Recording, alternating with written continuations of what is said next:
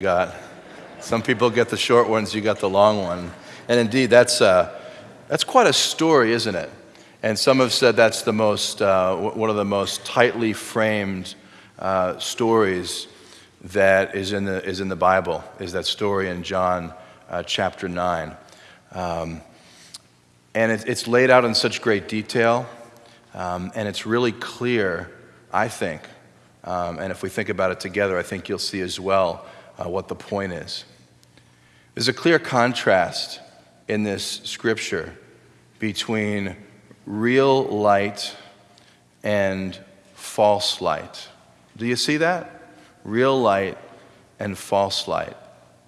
The false light, of course, is represented by the religious leaders, the religious establishment, who investigate this action by Jesus to see if it's really true. And of course, they're not necessarily after truth, but they're more after the idea of protecting themselves and their own position and their own influence in what they're investigating. Now, this actually is one of the key, what's called signs in the Gospel of John. John is a book that's framed around these major events, and then there's a lot of talking and teaching that comes up between these major events. And of course, the first major event, the first major sign in John's Gospel is the changing of water into wine at Cana of Galilee.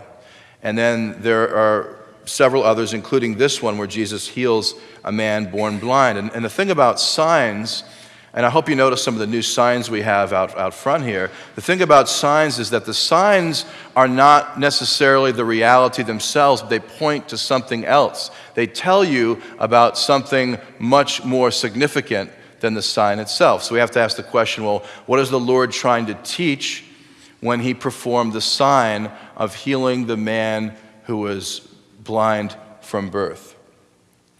And it's really clear at the beginning here what the prevailing attitude was towards such people, toward people who had something wrong with them, to people who had a handicap or a disability, especially one that came from birth.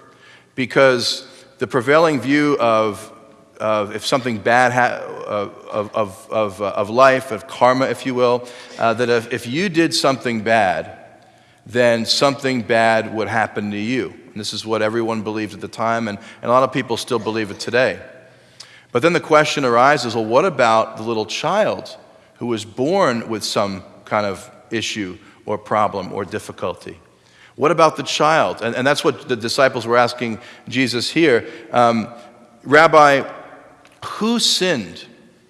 This man who was born blind or his parents? And for the disciples, there are no other options. And what they're trying to do here is actually cast blame. Who's responsible for this man's condition? And Jesus' answer is quite profound, and I think it speaks to all of us. Because he's saying that, he says that neither this man nor his parents sinned, but this happened that the work of God might be displayed in his life.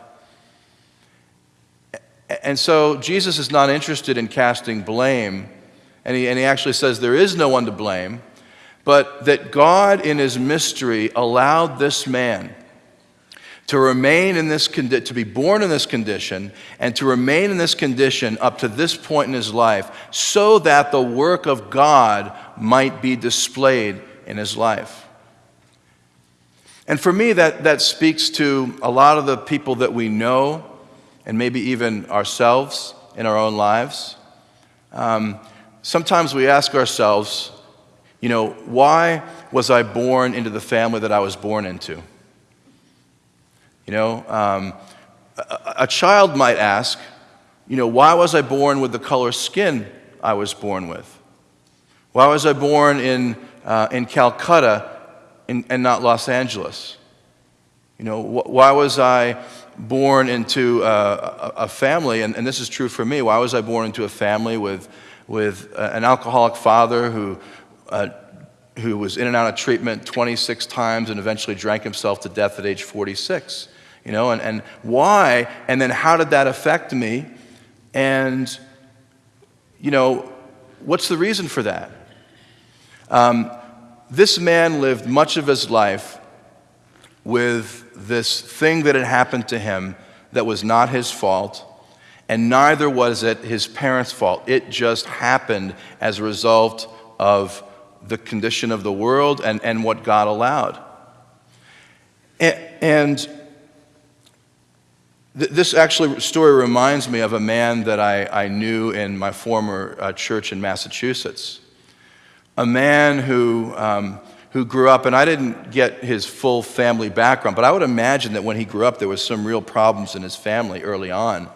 Because he grew up into this hard-nosed, this loud, obnoxious, hard-nosed guy who was an alpha male, businessman, went right to the top, was the managing director of his own company, was making all kinds of money, but at the same time, he was draining everyone else around him, especially at home.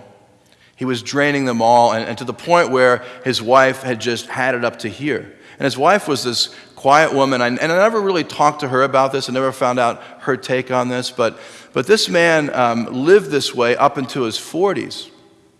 And they were regular churchgoers. They both sang in the choir. And one day, someone invited Howie to a retreat. And it was a retreat, a 3-day retreat called the Walk to Emmaus. Some of you may have heard about this type of thing. It's similar to the Catholic Cursillo, or for the youth who are considering going on this now, the Chrysalis retreat. So Howie went on this walk to Emmaus, and he came back with a whole different attitude, with a whole different outlook in life. But the thing was, very few people believed it, except the people who were walking close with him. His family didn't believe it. His other church members maybe didn't believe it.